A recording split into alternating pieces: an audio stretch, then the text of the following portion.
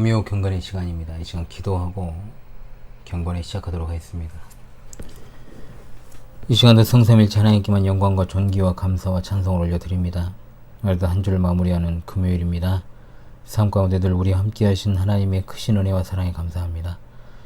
이번 주를 마무리하면서 경건의 시간을 갖도록 또한 아울러 우리 삶을 연장하여 주셨사오니 하나님의 말씀을 통한 뜻을 바로 알아 순종하도록 성령의 조명하심과 인도하심만을 의지하며 살기 원합니다. 이 시간 우리의 지나온 발걸음 가운데 하나님의 보시기에 참으로 합당하지 않은 모습들이 많았음을 고백합니다. 생각과 말과 행동으로 지은 죄악들을 이 시간 회개하오니 우리를 긍휼히 여기사 하나님의 백성으로서의 본분과 자세를 잃어버리지 않게 늘 성령으로 충만케 하시고 우리의 죄악을 주여 용서하여 주시옵소서. 이 시간 여러 환경과 상황 가운데 애쓰며 분투하는 하늘 가족들을 기억해 주시고 어디에 있든지 무엇을 하든지 간에 하나님만 바랄 것을 믿습니다. 참으로 어려운 환경과 상황 가운데 묵묵히 애쓰며 주님을 의지하고 나아가는 주의 백성들에게 하나님의 은혜의 빛을 비춰 주시옵소서. 이 시간도 하나님의 정확무한 말씀인 레위기를 이 부족한 종으로 하여금 해석하고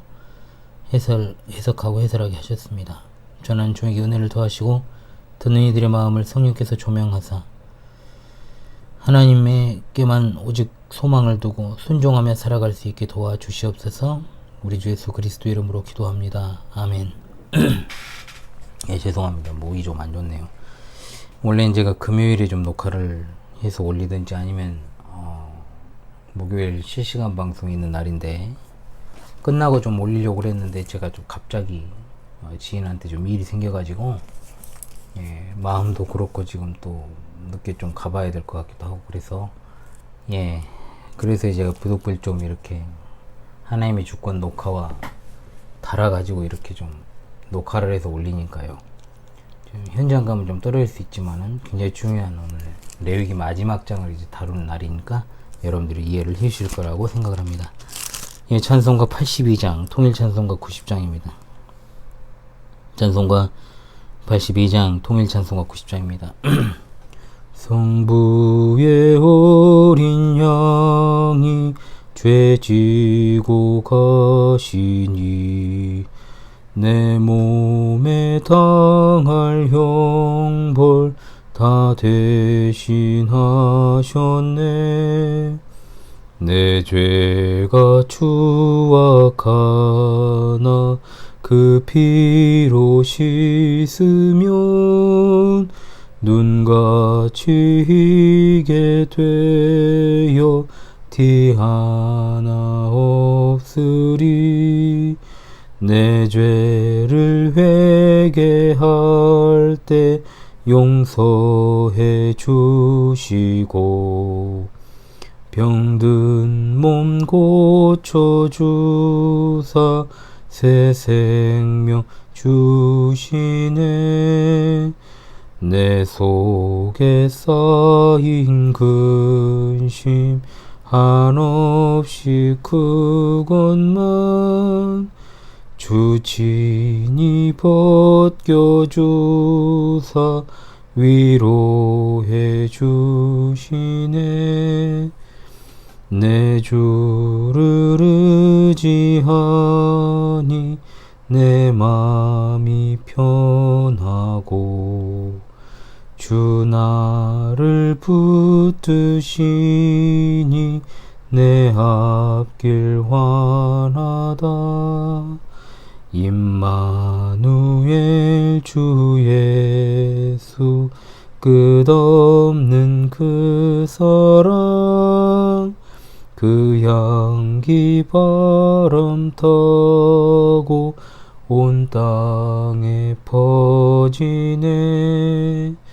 주 예수 본을 받아 온유한 마음과 겸손한 마음으로 섬기며 살리라. 나 주의 뒤를 따라 저 천국 이르러 전사의 노래 따라 주 찬송하리라. 아멘. 네, 레위기 말씀 오늘 이제 마지막 장이죠. 27장입니다. 27장 내용은 제가 오늘은 다 낭독을 하겠습니다. 27장, 레위기 27장 1절로 34절의 말씀입니다. 여호와께서 모세에게 말씀하여 이르시되 이스라엘 자손에게 말하여 이르라. 만일 어떤 사람이 사람의 값을 여호와께 드리기로 분명히 서운하였으면 너는 그 값을 정할지니 내가 정한 값은 20살로부터 60살까지는 남자면 성소의 세겔로 은 50세겔로 하고 여자면 그 값을 30세겔로 하며 5살로부터 20살까지는 남자면 그 값을 20세겔로 하고 여자면 10세겔로 하며 1개월로부터 5살까지는 남자면 그 값을 은 5세겔로 하고 여자면 그 값을 은 3세겔로 하며 60살 이상은 남자면 그 값을 15세겔로 하고 여자는 10세겔로 하라. 그러나 서원자가 가난하여 내가 정한 값을 감당하지 못하겠으면 그를 제사장 앞으로 데려갈 것이요 제사장은 그 값을 정하되 그 서원자의 형편대로 값을 정할지니라. 사람이 서운하는 예물로 여호와께 드리는 것이 가축이면 여호와께 드릴 때는 다 거룩하니 그것을 변경하여 우열감 바꾸지 못할 것이요 혹 가축으로 가축을 바꾸면 둘 다 거룩할 것이며 부정하여 여호와께 예물로 드리지 못할 가축이면 그 가축을 제사장 앞으로 끌어갈 것이요 제사장은 우열간의 값을 정할지니 그 값이 제사장의 정한 대로 될 것이며 만일 그가 그것을 물으려면 내가 정한 값에 그 5분의 1을 더할지니라. 만일 어떤 사람이 자기 집을 성별하여 여호와께 드리려 하면 제사장이 그 우열간의 값을 정할지니 그 값은 제사장이 정한 대로 될 것이며 만일 그 사람이 자기 집을 물으려면 내가 값을 정한 돈에 그 5분의 1을 더할지니 그리하면 자기 소유가 되리라. 만일 어떤 사람이 자기 기업된 밭 얼마를 성별하여 여호와께 드리려 하면 마지기 수대로 내가 값을 정하되 보리 한 오멜지기에는 은 50세겔로 계산할지며 만일 그가 그 밭을 희년부터 성별하여 드렸으면 그 값을 내가 정한 대로 할 것이요 만일 그 밭을 희년 후에 성별하여 드렸으면 제사장이 다음 희년까지 남은 연수를 따라 그 값을 계산하고 정한 값에서 그 값에 상당하게 감할 것이며 만일 밭을 성별하여 드린 자가 그것을 물으려면 내가 값을 정한 돈에 그 5분의 1을 더할지니 그리하면 그것이 자기 소유가 될 것이요 만일 그가 그 밭을 무르지 아니하려거나 타인에게 팔았으면 다시는 무르지 못하고 희년이 되어서 그 밭이 돌아오게 될 때에는 여호와께 바친 성물이 되어 영영이 드린 땅과 같이 제사장의 기업이 될 것이며 만일 사람에게 샀고 자기 기업이 아닌 밭을 여호와께 성별하여 드렸으면 너는 값을 정하고 제사장은 그를 위하여 희년까지 계산하고 그는 내가 값을 정한 돈을 그날에 여호와께 드려 성물로 삼을지며 그가 판 밭은 희년에 판 사람 곧 그 땅의 원주인에게로 되돌아갈지니라. 또 내가 정한 모든 값은 성소의 세겔로 하되 20게라를 한 세겔로 할지니라. 오직 가축 중에 처음 난 것은 여호와께 드릴 첫 것이라. 소나 양은 여호와의 것이니 누구든지 그것으로는 성별하여 드리지 못할 것이며 만일 부정한 짐승이면 내가 정한 값에 그 5분의 1을 더하여 물을 것이요 만일 물으지 아니하려면 내가 정한 값대로 팔지니라. 어떤 사람이 자기 소유 중에서 오직 여호와께 온전히 바친 모든 것은 사람이든지 가축이든지 기업의 바치든지 팔지도 못하고 무르지도 못하나니 바친 것은 다 여호와께 지극히 거룩하며 온전히 바쳐진 그 사람은 다시 무르지 못하나니 반드시 죽일지니라. 그리고 그 땅의 10분의 1 곧 그 땅의 곡식이나 나무 열매는 그 10분의 1은 여호와의 것이니 여호와의 성물이라. 또 만일 어떤 사람이 그 11조를 물으면 그것의 5분의 1을 더할 것이요 모든 소나 양의 11조는 목자의 지팡이 아래로 통과하는 것에 10번째의 것마다 여호와의 성물이 되리라.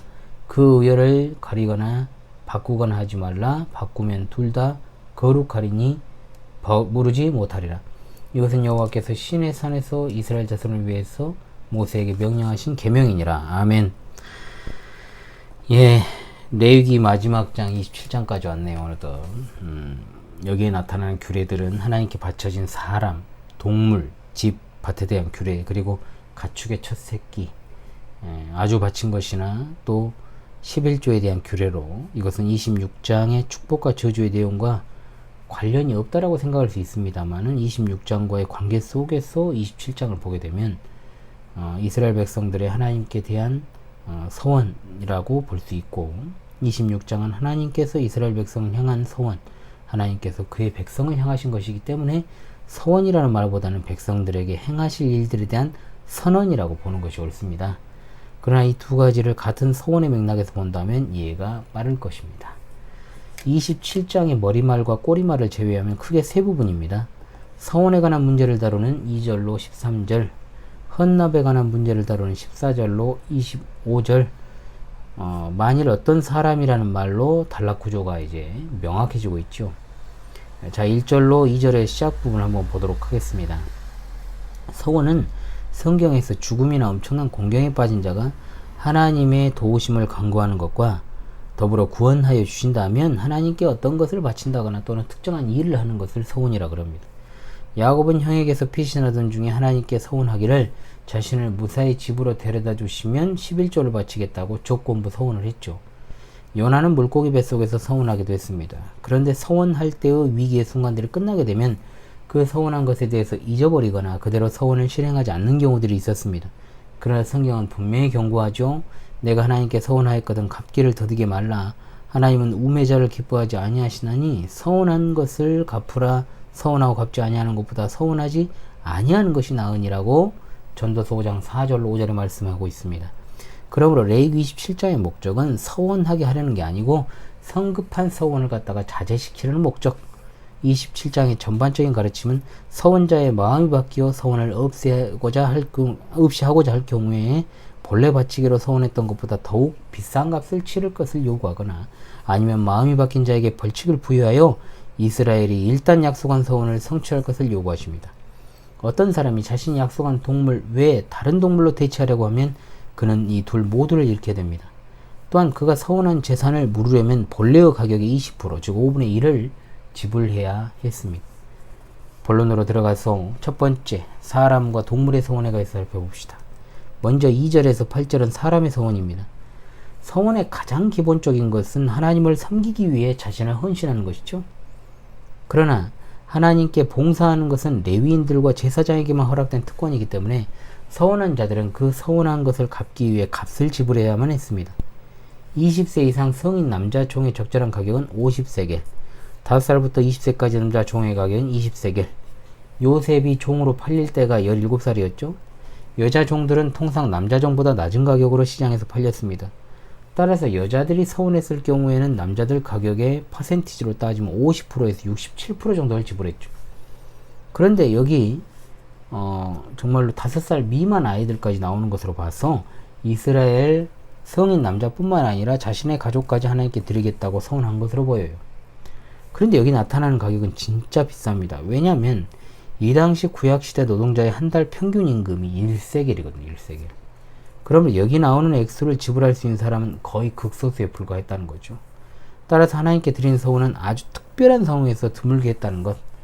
그러나 이 값을 지불할 수 없는 가난한 자가 서원을 했을 경우에는 그가 율법의 요구를 이룰 수 있도록 하기 위해서 특별한 조처가 취해졌습니다. 바로 제사장 앞에 서서 제사장이 서원자의 형편에 맞는 값을 결정했던 것입니다. 그 다음으로 동물에 관한 서원입니다. 여기서는 정결한 동물과 부정한 동물이 구분되어 있습니다. 먼저 9절로 10절은 정한 동물입니다. 사람이 서원하는 예물로 여호와께 드리는 것이 가축이라면 했는데 일반적으로 동물을 바치겠다고 서원하는 것은 매우 빈번했죠. 입다의 서원도 이런 맥락에서 봐야 되는데 그는 성급한 서원으로 자기 딸을 갖다가 제물로 바쳤지 않습니까? 이렇게 서원으로 지정된 동물은 거룩하게 되었습니다. 자, 하지만 그 후에 자신이 서원한 것에 대해서 가격이 덜 나가는 동물로 바꾸고자 하는 유혹이 드는 것에 대해서 성경은 엄중하게 경고를 합니다. 그것을 변경하여 우열감 바꾸지 못할 것이요 혹 가축으로 가축을 바꾸면 둘 다 거룩할 것이며 라고 말입니다. 이 말은 본래 바꾸기로 서원한 동물과 바꾸어 바친 동물은 모두 거룩하게 된다는 말입니다. 즉 이 둘 모두 성소에 귀속됩니다.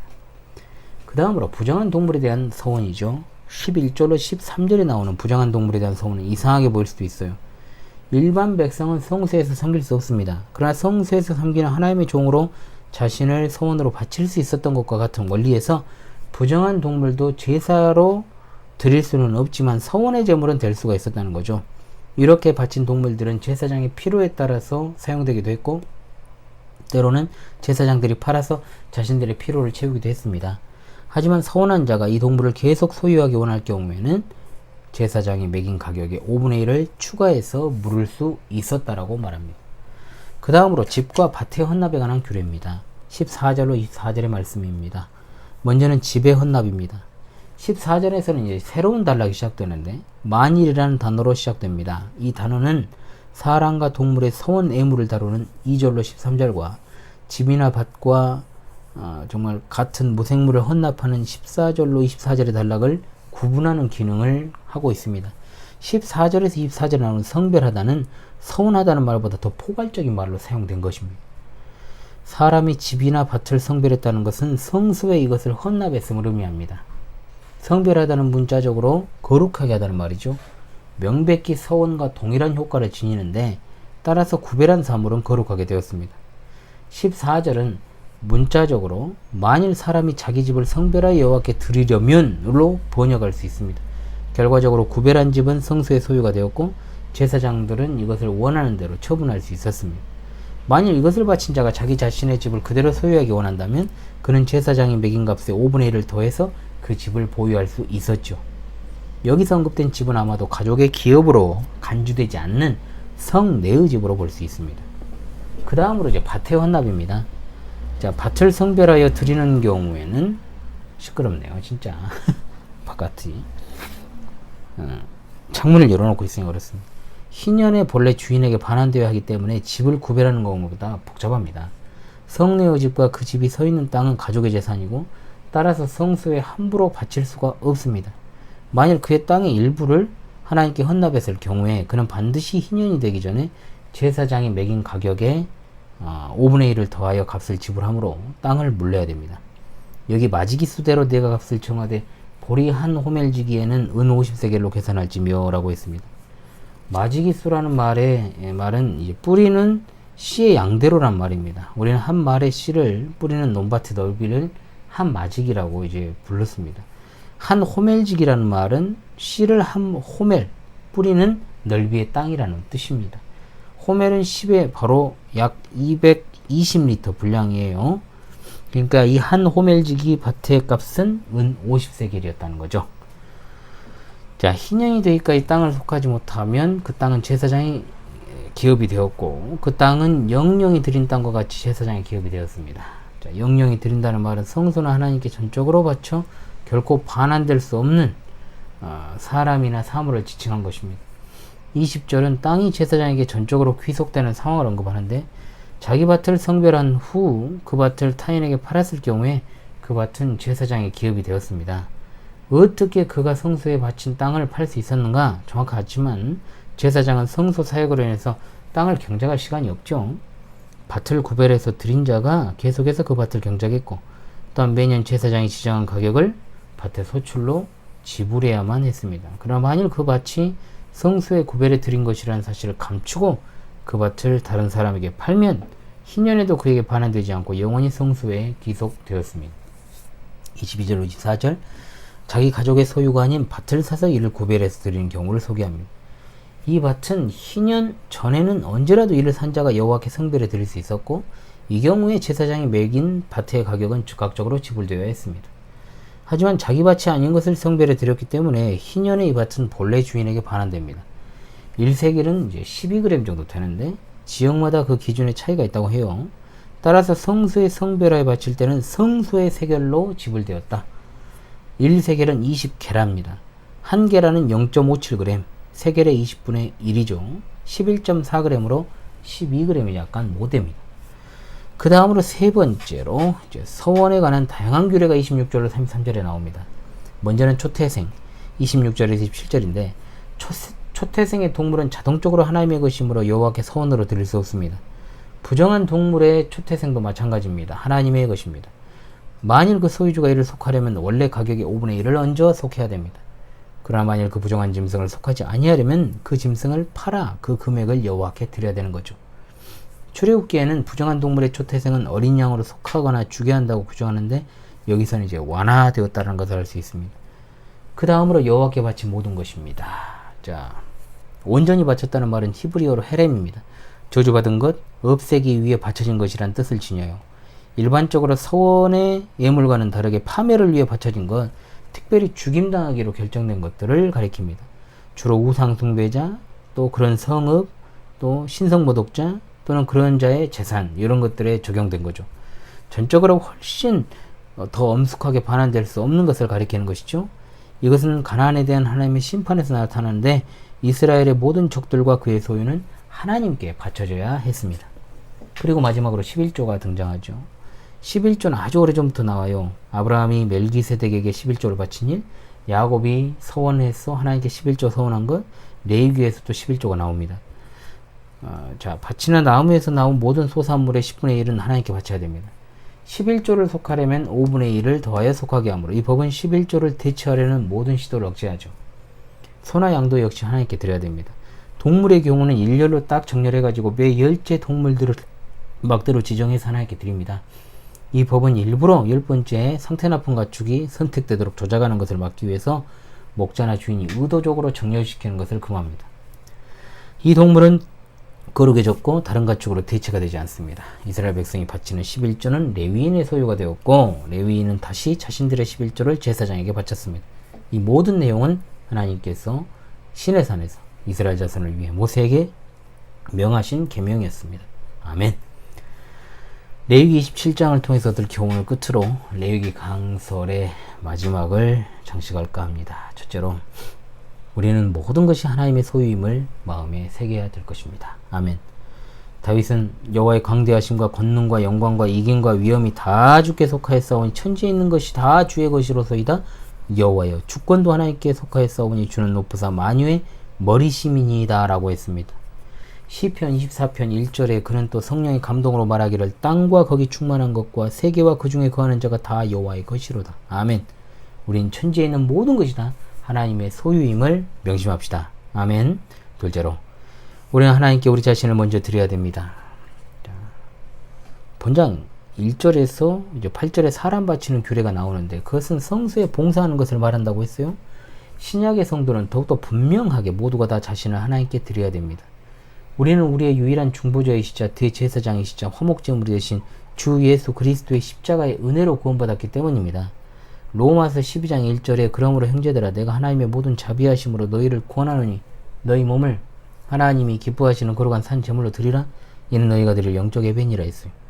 고린도전서 6장 19절에 너희 몸은 너희가 하나님께로부터 받은 바 너희 가운데 계신 성령의 전인 줄 알지 못하느냐. 너희는 너희 자신의 것이 아니라 값으로 산 것이 되었으니 그런즉 너희 몸으로 하나님께 영광을 돌리라. 또한 바울 사도는 마게도냐 지역의 교회들이 먼저는 자신을 하나님께 드리고 그리고 하나님의 뜻을 따라 연보했다라고 고린도후서 8장 5절에서 밝히고 있습니다. 하나님께 자신을 드리는 것이 모든 것의 우선임을 기억하시기 바랍니다.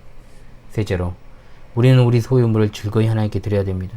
본장의 25절까지 말씀은 자기 소유물이나 가축이 집이나 밭을 하나님께 드리는 규례인데 역대상 29장 14절에서 다윗은 나와 나의 백성이 무엇이간데 이처럼 즐거운 마음으로 드릴 힘이 있었나이까 모든 것이 주께로 말미암아 싸우니 우리가 주의 손에서 받은 것으로 주께 드렸을 뿐이니이다라고 했습니다.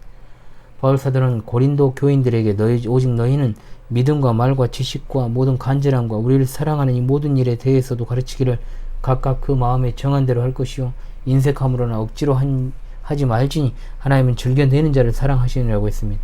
즐거이 선한 일에 연보할 수 있는 여러분 되시기 바랍니다. 아멘. 넷째로 우리는 우리 11조와 첫 열매를 드린 자세로 살아가야 될 것입니다.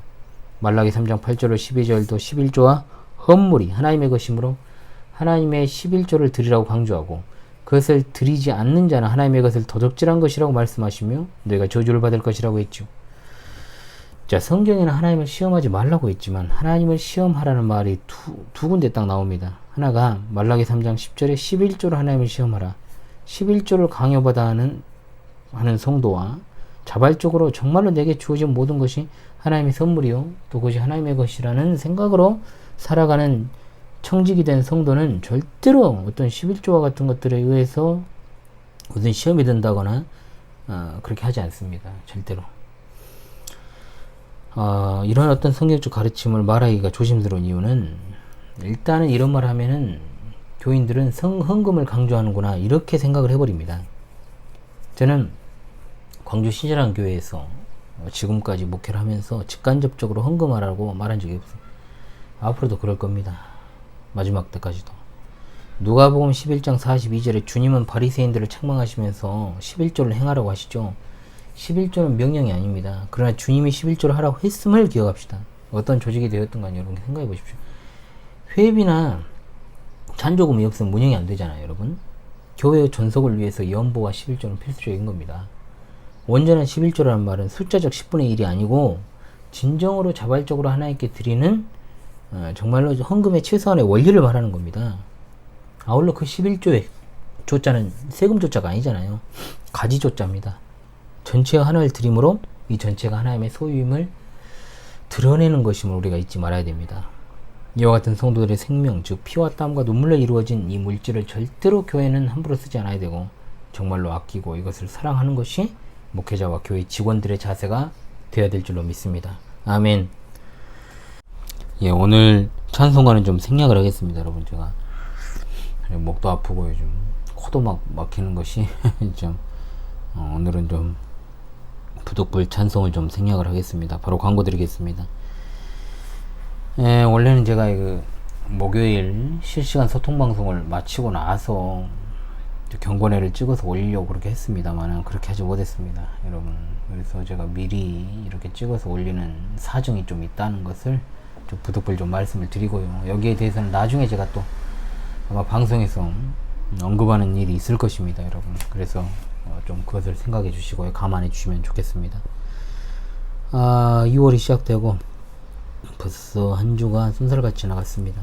하나님의 은혜와 사랑 안에서 여러분 주말과 주일 잘 보내시길 바래요. 제가 수요일 경건의 시간에 때 말씀드렸던 것처럼 성경교리학교 8회 캠프는 8월 1일부터 3일, 정교인 신앙수련회는 학예 신앙수련회는 8월 4일로 6일입니다. 벌써요.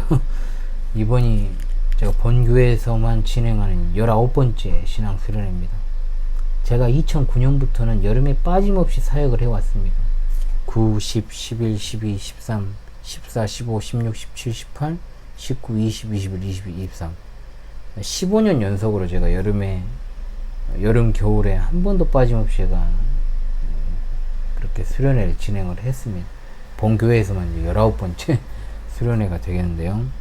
예, 그렇게 1년에 2번씩 이렇게 학예 동계로 나눠서 하니까 벌써 19번째가 됐는데 그 19번을 한 만큼 우리 성도들에게 유익이 되었는가 싶은 마음들이 많이 있습니다. 준비, 참여, 진행 모든 것을 위해서 여러분 기도해 주시길 바라겠습니다. 오늘로써 여러분 구약성의 레위기가 끝났죠. 다음 주 금요 경건의 시간부터는 이제 다음 금요 경건의 시간에는 여러분 다른 본문으로 한번 제가 강설을 하고요. 그 다음부터는 정비 시간을 한 주는 가져야 되니까요. 저도 준비를 해야 되니까 23일부터는 히브리서를 매주 금요일 강설을 하겠습니다. 신약성경을 제가 한다 그랬잖아요. 히브리서를 매주 금요일 강설을 하겠습니다. 다음 주에는 다른 본문으로 금요 경건을 진행하되 다른 본문으로 주제를 가지고 이렇게 진행을 하겠습니다. 여러분 주말과 주일에도 하나님 주시는 은혜로 충만하시기를 바라면서요.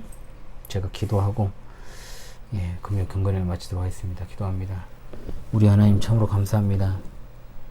지난 시간 동안 내 얘기를 통해 하나님께서 주신 은혜를 감사합니다.